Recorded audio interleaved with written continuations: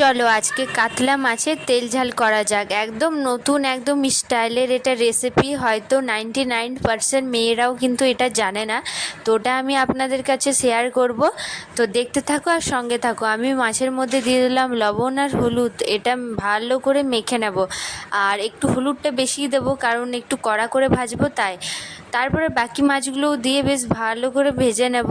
এবার সর্ষের তেল দিয়ে তেলটা ভালো করে গরম করে নেব। তারপর মাছটা আমি এক এক করে ভেজে নেব। আর মাছটা কিন্তু ভীষণ ভালো, টাটকা একদম, বাজারে গিয়েই বাবা এনেছে। খুবই সুন্দর মাছটা শুধু সুন্দর হলে হবে, তার টেস্টটাও কিন্তু দ্বিগুণ বাড়াতে হবে, তাই তো বন্ধুরা। তো চলো আমি এক এক করে মাছটা ভেজে নিচ্ছি, তারপরের মাছগুলো আমি এক এক করে ভেজে নেব।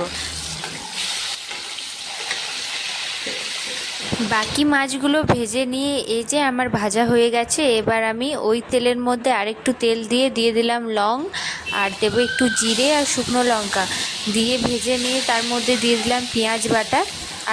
আপনারা চাইলে এটাতে পেঁয়াজ কুচিও দিতে পারেন, কারণ বাটাটা দিলে একটু বেশি স্বাদটা আসে।